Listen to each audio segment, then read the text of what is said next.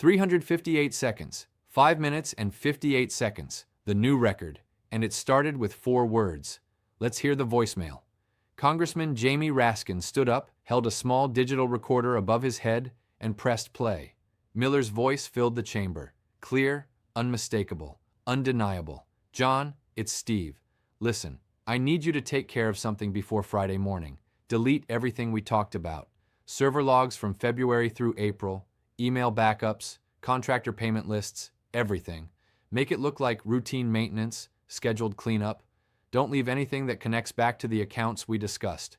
This needs to be done by 9 a.m. Friday. Call me when it's done. The room went silent. Raskin, impeachment manager, the man who never asks a question without proof, had just played Miller's own voice ordering evidence destruction. March 28th, just before midnight, Miller left that voicemail. 32 hours later, on March 30th, Congress issued a subpoena for those exact records. Miller's deadline was Friday morning, just in time to delete everything before anyone could preserve it. And Raskin had not even mentioned who received that voicemail yet, or who warned Miller the subpoena was coming. Let me set the scene. House Judiciary Committee, Thursday afternoon.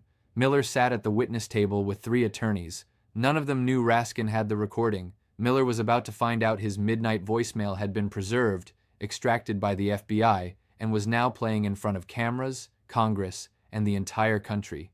The hearing had started 35 minutes earlier.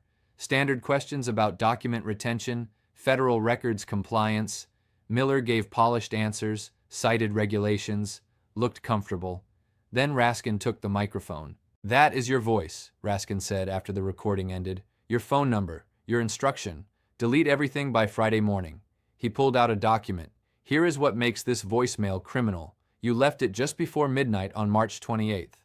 32 hours later, on March 30th, this committee issued a subpoena demanding preservation of all records related to contractor payments and offshore accounts. Your deadline was Friday morning, March 31st. You gave Mr. Webb exactly enough time to delete everything before our subpoena could preserve it." A committee member leaned forward. "Did Mr. Webb delete the files?" Raskin shook his head. "No, he refused. He told Miller he would not destroy subpoenaed evidence. And then he went to the FBI, provided his phone, provided the voicemail, and testified under oath about every conversation Miller had with him about hiding records." Raskin turned back to Miller. "So here is my question. You left that voicemail 32 hours before our subpoena. How did you know it was coming? Who warned you that Congress was investigating? Because you clearly knew. Someone told you." Miller did not answer. Raskin pulled out phone records. "Between February 14th and March 28th, you called Mr. Webb 43 times. Most of those calls happened after midnight, and according to Mr. Webb's testimony, every single call was about the same thing: how to hide financial records from congressional oversight." He set the records down. "You were panicking in late March. You knew we were coming. You called Mr. Webb at midnight on March 28th. 32 hours later, our subpoena arrived. That is not coincidence. That is advanced warning." He pulled out another document. "And here is how I know someone inside Congress warned you. We pulled the access logs for our internal investigation database, the system that tracks which subpoenas are being drafted, which agencies are being targeted. On March 27th, one day before you left that voicemail, someone accessed our file on DHS contractor oversight. They viewed the subpoena draft, and that access came from inside the Capitol building." The room erupted, not with shouting, with the sharp collective realization that someone with congressional access had tipped off Miller. Raskin waited for silence. "Someone with authorized access saw our subpoena draft, saw that we were targeting contractor payments and offshore accounts, and within 24 hours you left a voicemail ordering deletion of contractor payments and offshore account records." He looked directly at Miller. "Who accessed our system? Who warned you?" Miller opened his mouth. Nothing came out. Raskin pulled out his phone, opened the stopwatch. "Mr. Miller, I am going to time how long you refuse to answer. Who inside Congress warned you a subpoena was coming?" He pressed start. 10 seconds. Miller's hands flat on the table.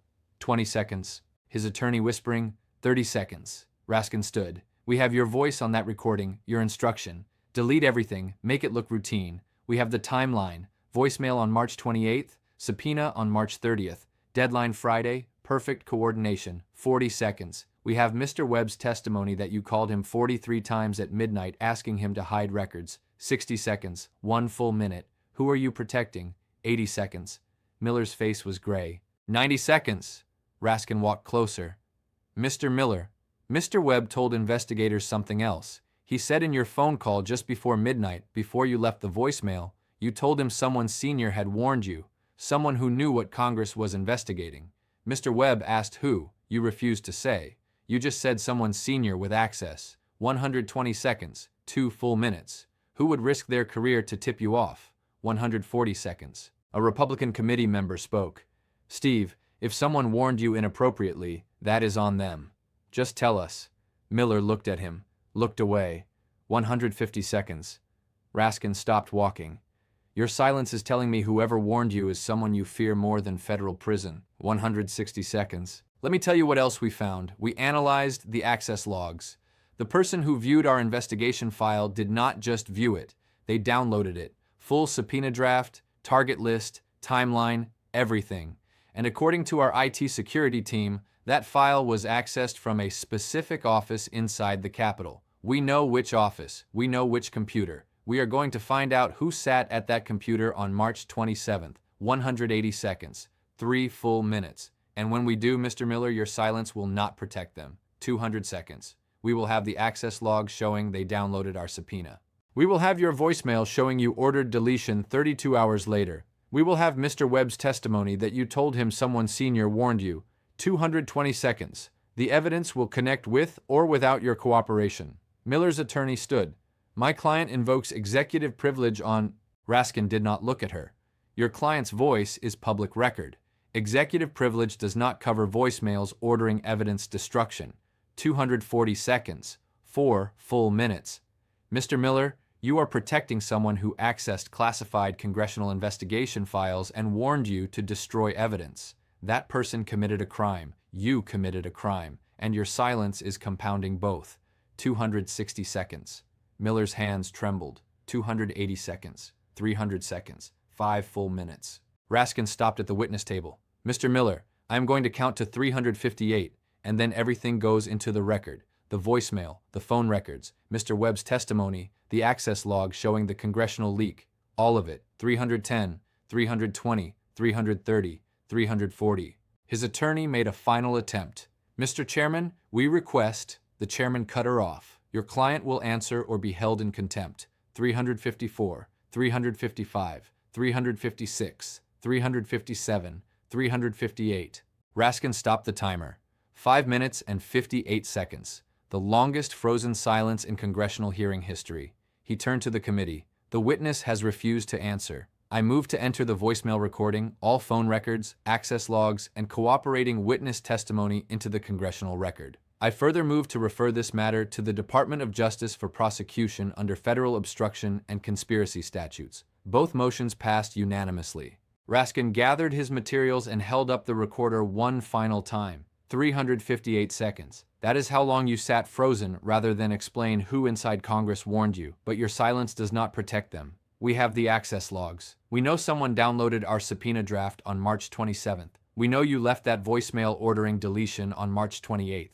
We know our subpoena arrived March 30th. The timeline connects. The evidence connects. This is your voice. Delete everything. Make it look routine. No exceptions. You ordered a federal employee to destroy evidence. You coordinated timing with someone who had access to congressional files. And you sat here for 358 seconds protecting whoever warned you because you know exactly who they are and exactly what they did.